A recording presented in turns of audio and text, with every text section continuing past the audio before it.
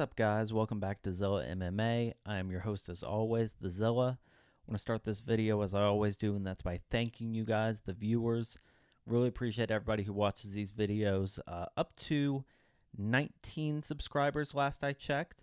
Let's get that 20th this week, guys. Let's find it. You know, if you're out there watching these videos and you're not subscribed, it really means the world to me to get subscribers. So please go subscribe, like the video. Leave comments with your picks. I love getting picks of the viewers and get the perspective of other people. So we'll love to see that down in the comments as well. But we'll go ahead and get into this video. Start talking a little bit about last week's card to begin with. Some ups and downs, for sure. Some ups and downs.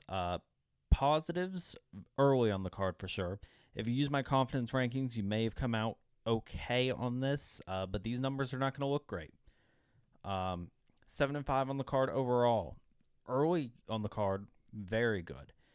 But 7 and 5 just not a good enough number in my opinion. With a lot of these being big favorites, you know, minus 200, minus 300, we got to have better numbers than that. Green plays 1 and 2. We have Roses fall off, so only have 3 of them here. And then the main and co-main being 2 of our green plays here. Got burned there. And then the first time we've really looked bad on the picks like this so far this year. Going 0 and 3. Josh Lawson and myself. Just not able to get the picks. Not able to get them right. So that takes us to 3 and 3. We are negative in the units on those picks now on the year. And we'll get into why here a little bit. There's definitely some positives to take away from the card, but we'll get into it. Started off very strong.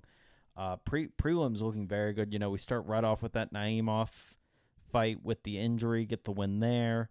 And we're just kind of working through the card, getting a lot of wins. We'll talk a little about the judging, obviously. Not very consistent. This is kind of something you expect when you go into a place like Mexico City. You're really hoping your guys are able to go get the finishes. You don't know what to expect from the judges. There could be a little home cooking, you know. First one we really got burnt on, not the first split of the night, the third actually, I believe, but was the Aguilar-Mendonc fight. Gave it to Aguilar. Don't really agree with that decision.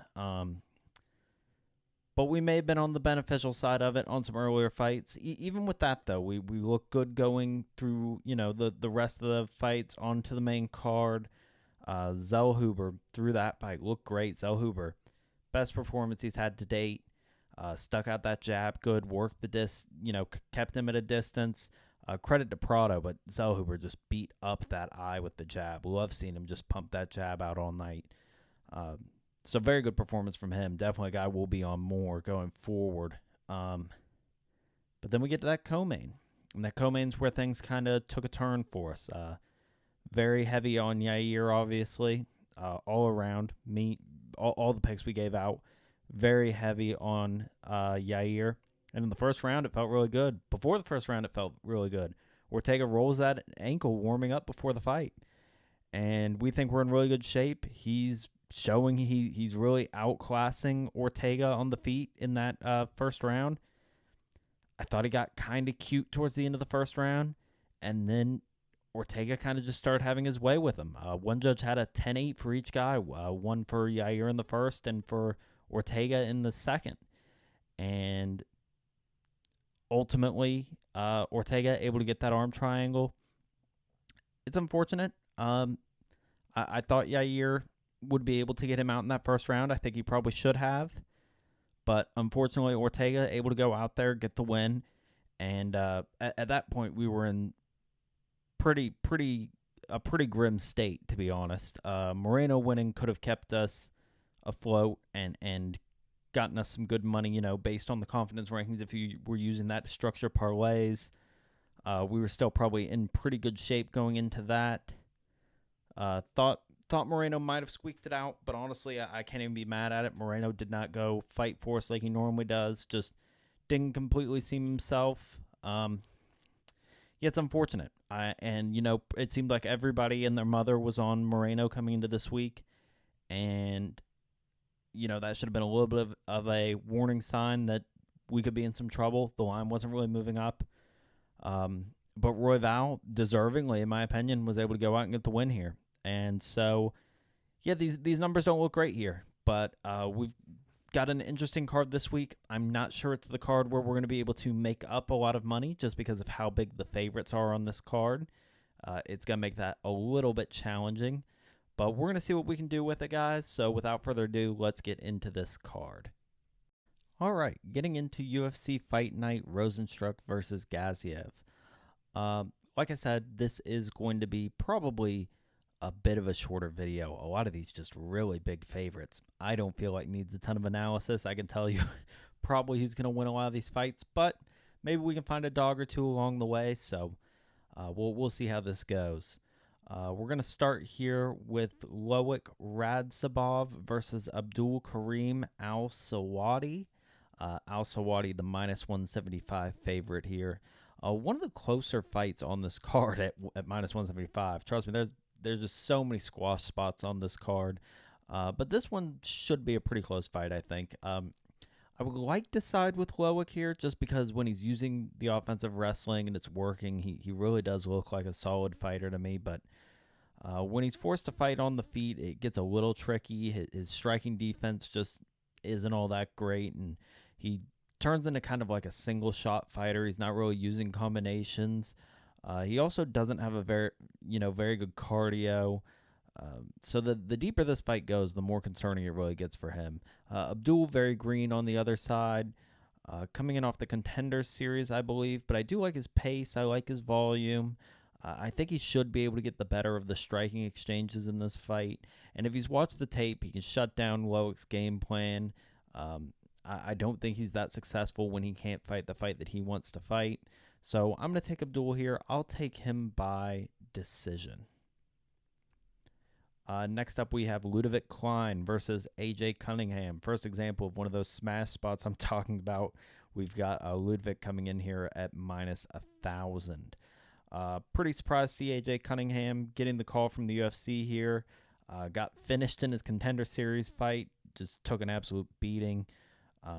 Especially having to come in here, off that and fight a guy like Ludovic Klein. Not the easiest fight in the world. Just not a ton to say about this one. Cunningham, like I said, took an absolute beating against his Contender Series opponent. Almost no striking defense at all. Allowed himself pretty much to be a human punching bag out there. And then taking a short notice fight here, moving up a weight class, fighting a better opponent than he did on Contender Series. I don't think there's a whole lot that needs to be said here. This could get really, really ugly.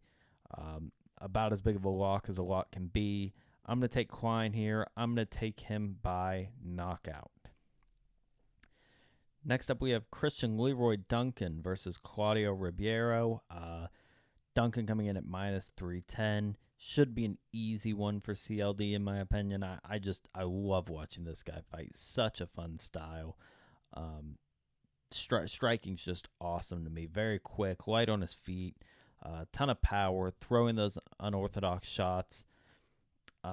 I just don't think Ribeiro is going to be able to know what to do with that style. It's not something that he's used to seeing. If he has any chance, it's probably just landing the big shot early. He's pretty reckless, pretty sloppy, but you can't deny the power the guy has. Maybe there's a world where Ribeiro catches Duncan with his hands down, lands the big shot, finishes him inside the distance for the first time in CLD's career. I don't think we live in that world, but it is possible. I'm going to start with CLD here, though. I'm going to take him by KO. Next up, we've got Javid Basharat versus Ayman Zahabi. Basharat, the minus 850 favorite here. Should be the better fighter pretty much everywhere. I think this is probably going to be a striking matchup. Zahabi has some wrestling in his arsenal. For what it's worth, I do think that Basharat is better there as well. But I think it's probably going to take place on the feet. Basharat just really clean, good volume, plenty of combinations, solid power. And, Zahabi has power of his own, kind of similar to that last fight, but he's just a low-volume counter striker, and if he spends this entire fight trying to find that one big shot against Basharat, I don't think he's ever going to find it. Weird and difficult no contest for Basharat in his last fight. Kind of left a bad taste in my mouth. I'm hoping it did the same for him, though, to be honest. I'd love to see him come out here, really show off his entire skill set, really be pushing the pace and working for a finish. But based on his history, I'm going to take him by decision here. He's the easy pick. But like I said, I hope he's able to go out there and get the finish. Next up, we have Vinicius Oliveira versus Bernardo Sopaj. Oliveira, the minus 125 favorite here. A late addition to the card. I assume this has something to do with them not being able to rebook Tercios and Rosas. Been a lot of early line movement on this one. I believe I saw Oliveira open at about minus 150. Like I said, we are sitting at minus 125 now. I've seen some places have them pretty much dead even, and honestly, I do think this is a pretty even fight between these two. I haven't seen a ton of tape on either of them, but both seem to be pretty solid fighters. Most likely going to take place on the feet from what I've seen, and because of that, I'm going to take a slight edge towards Oliveira. Sopaj seems to like the counter striking. He's going up against a guy in Oliveira who should have a decent height and reach advantage. I think Oliveira should be able to use that range, use his powerful striking to hurt Sopaj. He can get a little wild from what I've seen. I think having a little discipline in this fight would be very beneficial to him. But definitely a close fight between these two guys. I don't have a ton of knowledge on either of them, being completely transparent, but from my limited research, I think Oliveira should be able to take this. I'm going to pick him by decision. Next up, we have Eric Anders versus Jamie Pickett. Anders at minus 550 here. I mean, what a time we're at in UFC where Eric Anders is a minus 550 favorite against anybody. Absolutely gross. Never thought I'd have to say this, but I think it might be the right side. Anders not an awful fighter. He's shown some solid performances in his last few fights, and I would consider the guys he's been fighting a bit of a higher level than in competition than Jamie Pickett. And just looking at Pickett, he's 2-6 in the UFC. He's lost 4 straight. Some of those losses to fighters I consider significantly lower talent than Eric Anders. I really believe Anders should be able to win this. He's going to be the aggressor. I think he should be able to take control of this fight. But man, does it scare me betting him at minus 550. Not going to be as high on my confidence rankings as you may see from some other people, but he will be my pick. I'll take him by knockout. Definitely one of those bigger favorites that I'm going to be sweating. Moving into the next fight, we have Matt Schnell versus Steve Erceg. Erceg, the minus 375 favorite here. Really like what I've seen from him up to this point in his UFC career.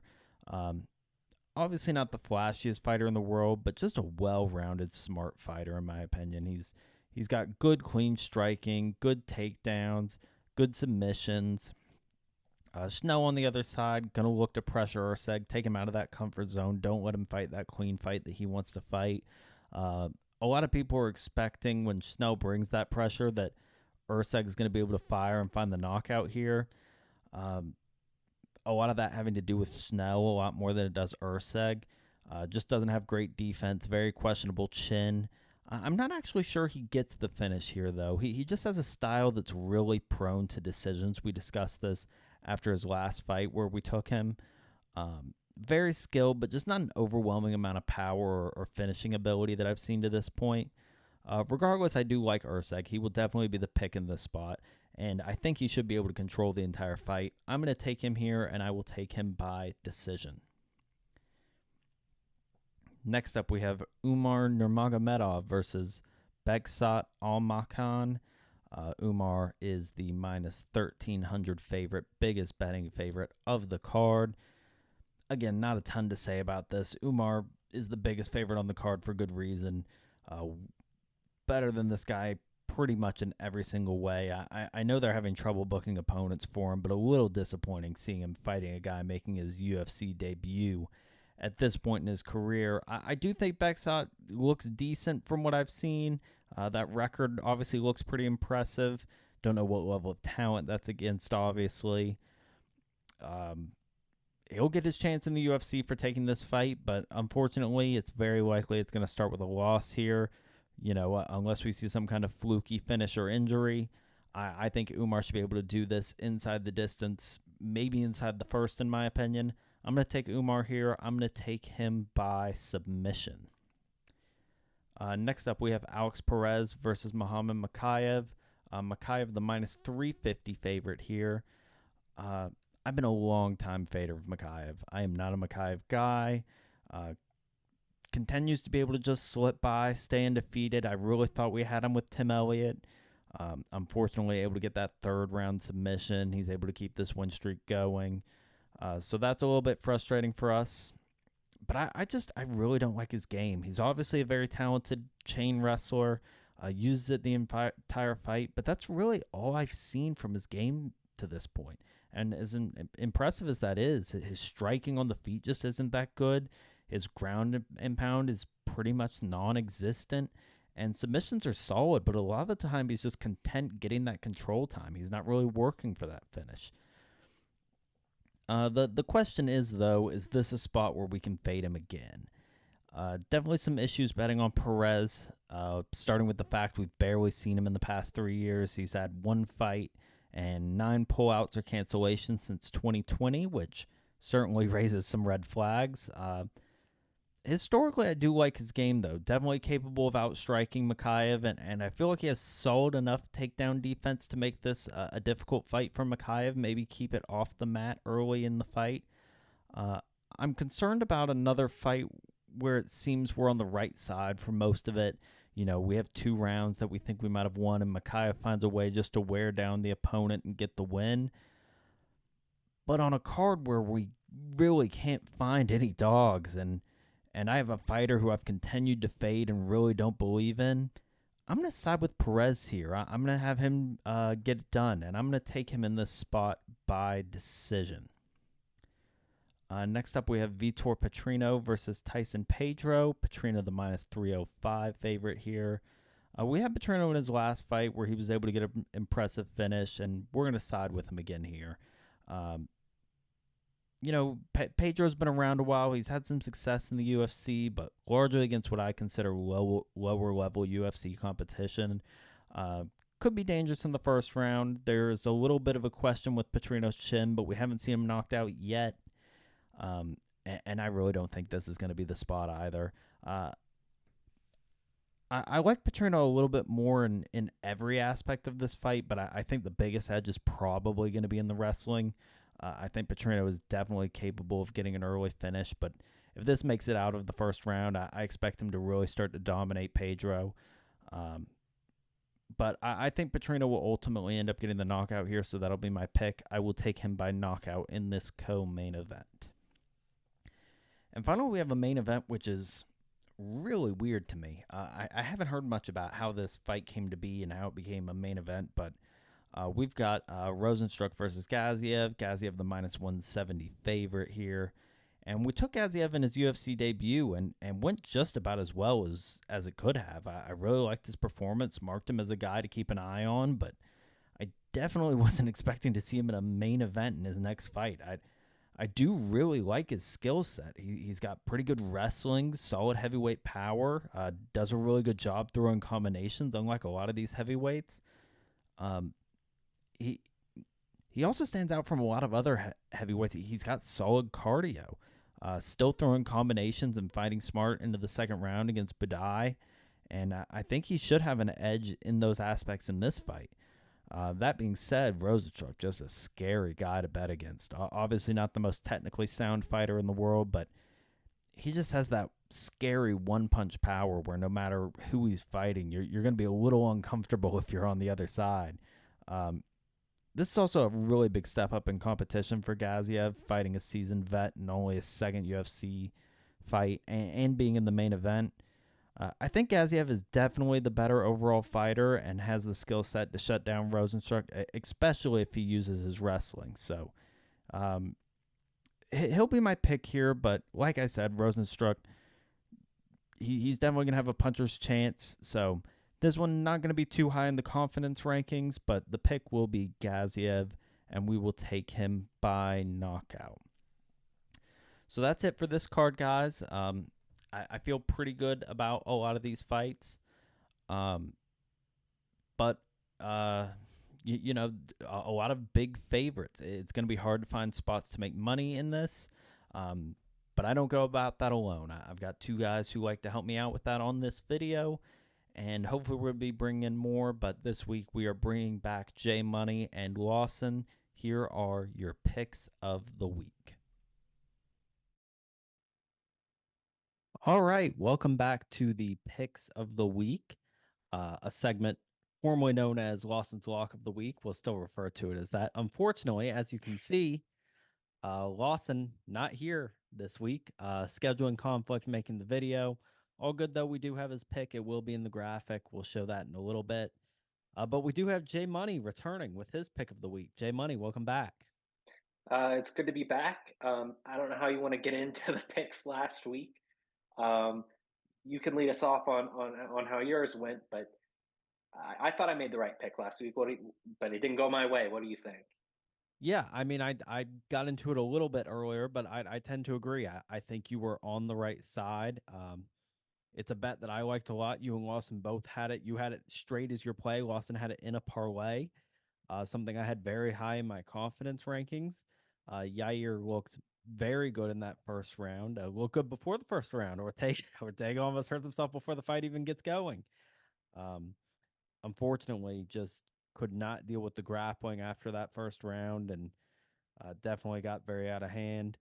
My play dead before it even started. I had the Rosas Moreno parlay. Rosas ends up not fighting at all. Moreno ends up just not showing up in this He fight. didn't fight either. Yeah, both of them didn't fight. So, yeah, I'm unfortunate there. Uh, Probably our worst week as far as giving bets, and it's a shame too because up until that main and co-main, looks like we were gonna have a pretty good night. Yeah, I'm not giving up on the system just yet. I think Yair was the play. He hurt him bad in the first round, just like I thought he would, and was just dumb not getting the finish. I think that was real low level of him. I think he even tried and fall on an ankle lock at some point because he saw him hurt his ankle when he had him in his full guard down That was there. towards the end of the first round. Is that correct? Yeah, that's right. So I I, thought he got really cute at the end of the first. I think he yeah, had he him got too hurt cute. and yeah. Um, but okay, well we're gonna move on past it. I mean, this week I don't know about regarding your system, but generally speaking, myself and most people in the community are seeing this as a very difficult betting week. A lot of really heavy favorites. They've only gotten heavier as the week's That's gone right. on, and it's hard to find a place to make any money here. Uh, what have you found? Have you found anything yet? Yeah, I did. I actually have two plays this week that fit the system. Last week, I picked them out, and the odds, like you said, have only gotten worse. They were 2-1 favorites last week. They're both 3-1 favorites this week. So I can go ahead and give out the system play this week if you'd like. Yeah, let's get into it. So the parlay is going to be Christian Leroy Duncan and Muhammad Mokaev at right about minus 150 right now. I had it actually last week. I got it at minus like 110. So I really think that's going to be your best value on the card as far as the system goes. Okay. So let's talk about it a little bit. CLD, a guy who I really like, love his style. Think he's very quick, very light on the feet, very powerful, and I like that pick a lot. What I assume you feel the same way about Yeah, him as a fighter. yeah. He's longer. He's more skilled everywhere the fight goes. He's been more active. He's won a lot recently. I think his only loss was to Kopylov, I believe. I don't know if you have that up. I think he lost to Kopylov, I which think isn't that's a correct. terrible loss. Sure. Uh, his opponent, he's got a puncher's chance. He's got pretty good power, but I just think Christian Leroy Duncan's better than him everywhere. Yeah, I tend to agree with you on that. Now, as people who have already watched the rest of the video will know, I've picked one dog as the week, and it is going against Mokaev. Not denying that he is the rightful favorite here, just the guy who I've made a system of fading. I thought we got the better of him in that Elliott fight. Thought we should have gotten the win there. I think he's a bit of a fraud. I think at some point he's going to get checked. Um, I don't think you feel that differently about that either. You just feel that this is not the spot that it's going to happen. No, I don't disagree with your logic. I'm not the biggest Mokaev fan either, and I normally wouldn't pick him. I normally wouldn't bet on Mokaev either, but it just really fits the system this week, and I really don't think Perez. Perez hasn't been active at all in the past 3 years, so I think that ring rust is really going to hurt him against a stylistic matchup that I don't think really favors him. And that is a point I brought up in the video earlier. In the last 3 years, we've seen him fight once and have 9 pullouts or cancellations of some kind. At least one of them, if not two of them, for missing weight. I know he's struggled to get to that 125 mark. So I agree with you. There's definitely some concern there, and might be a fight that I might see on the scales tomorrow. That it's not a guy I want to put my money behind, even as much as I don't like Mokaev. Yeah, I mean that's true. That might even make the odds, even worse than they are now for people trying to put that play in. Right. Once he gets on the scale, that's always a problem. Uh, so since we don't have Lawson here, and I don't want to make this part that quick, I've started giving a pick as well. I normally break it down after this video, but I'll go ahead and break it down here with you, Josh. See what your opinion is on this. Um, I'm going to take Umar here inside the distance. I got that at minus 135. Looks like it's inflated all the way up to minus 155. Just think this is a spot where he's going to be better everywhere. Um, and I find it hard to believe that he won't be able to get this done inside the distance. Probably looking for some kind of submission. You have any I thoughts on actually that? I actually agree with that. A couple points, really. I think he's more in the vein of an Islam Makhachev than a Khabib as far as the Dagestan fighters go. Number one, and number two, he does have a tendency to try and take people's backs as soon as they hit the floor. So I think that's a really good play for, especially if you want even more juice by submission. I think that'd be a good play. Yeah, I'm curious. We'll go ahead and keep talking here. I'm going to try and get that pulled up and see what that line is at now. But I agree with you. I think the more likely thing would be submission here. KO is not completely out of the question. Looking at by submission, you can get it plus 120. So you can get plus money on by submission for that. So yeah, definitely some good juice there. I'm gonna keep my walk as inside the distance, but if you were looking for that extra juice, I think by submission is definitely a good play here. Obviously, this one being almost no meat on the bone as well, with him at minus 1300. Almost not worth the risk of him slipping on a banana peel in a parlay. It doesn't do much for you. No, I mean you could even put together some kind of parlay where you have Basharat, Klein, uh, Nurmagomedov, and then throw Gaziev in at the end. I think that'd be a real tough play. Okay, well, I was just gonna throw it at the graphic, but I guess Josh decided to put Lawson's Lock of the Week out there. Yeah, Lawson's Lock of the Week. Gaziev, Umar, Klein, Basharat at plus 110. Um, I mean, look, those are good.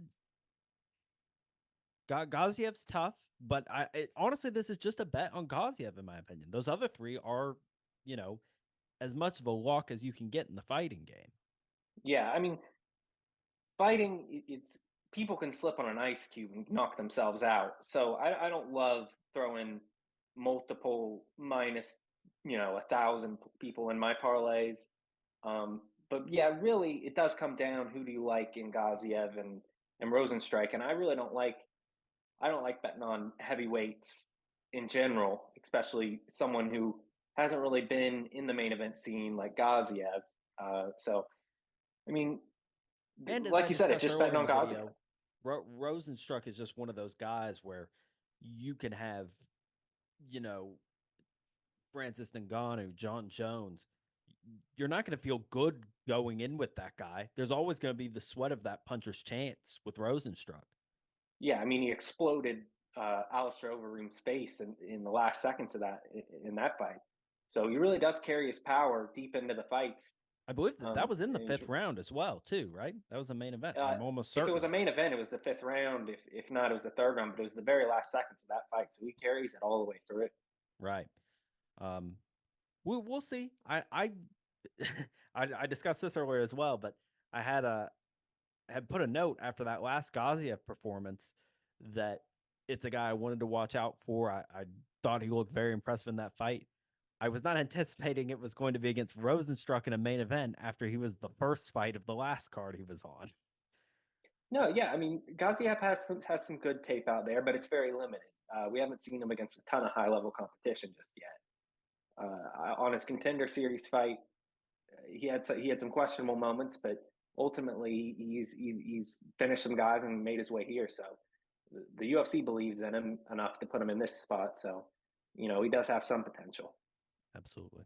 Well, Jay Money, thank you. Glad we could have you here. Unfortunately, sorry guys not to have Lawson here this week, but we do have his lock. Um, as always, Jay Money, can't wait to have you back. Great picks this week. Thanks. Had a good time. Thanks. Thank you again to Jay Money and Lawson for their picks this week.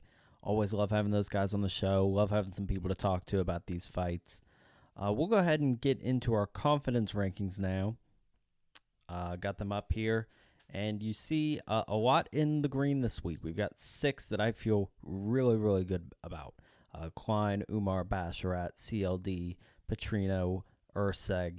Those top 2 just on a completely different tier. Those guys are just, I would be absolutely floored if either of those 2 lost their fights.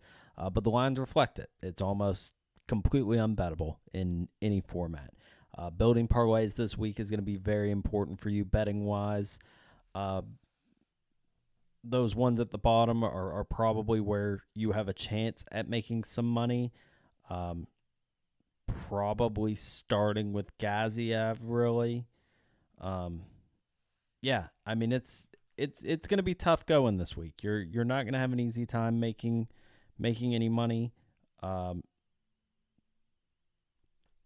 And having a guy like Anders at minus 550 in the 7 slot here shows you that.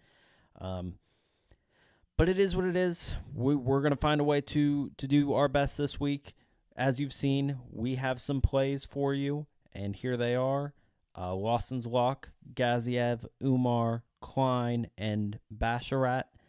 Going to get you plus 110 here as of the time that he bet that. Obviously, like I said, these numbers are getting inflated quick. When you watch this, get your bets in. They're probably not even going to be at these numbers anymore. I know Jay Money's has been blown out of the water. Show me this ticket, got it in as soon as these were available for him. But unfortunately, it's just not what it was when he initially put it in. He does have CLD, and Mokaev has that at minus 110. And then personally, my play of the week, I really like Umar. I wanted to find a way to bet him. I think he's going to get this done inside the distance. I was able to get this in at the beginning of the week at minus 135. I had trouble finding a book having that early in the week, but we've got it in. It's up to minus 155 on most books this week. I still like it at that number. Anything above like 160, 165, though, it starts getting a little less interesting to me. At that point, I would pivot, go and look for by submission. I think that's by far the more likely of the 2. That number I'm currently seeing around plus 120. Moving into our prize picks for the week, I got 3 plays for you. We're going to do all fight times this week, starting with Erceg.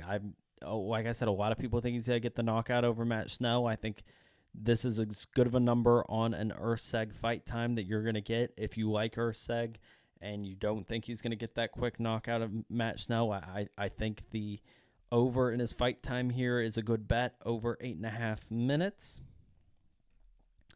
I really like that one. Umar, like I said, inside the distance, and I think it's going to be early. I'm going to take him under 10 minutes in his fight time. I don't think this goes more than 2 rounds. I would be very surprised if we see this in a third. And finally, Mokaev, whether you're siding with me that he's going to get fraud checked or siding with money that he's going to get the win here, I think it's very likely this fight goes long, probably goes the distance in all likelihood. So I think getting him at over 12 and a half minutes on his fight time is a good bet here. But that's going to do it for this week, guys. Like I said, it's a tough week. It's a weird week. If you can put together the right parlays, if you can find the right plays here, it can definitely be profitable. But it's gonna be a tough one. But I think we've done the most we can to set you up for success. I feel good about these confidence rankings. Feel good about the bets that we're giving you. Feel good about our prize picks. We've done a lot of research this week. We really want to give you guys the best material that we can. But as I always ask, please go subscribe. Like I said, last checked, we were at 19 subscribers. I'd love to get that 20th this week.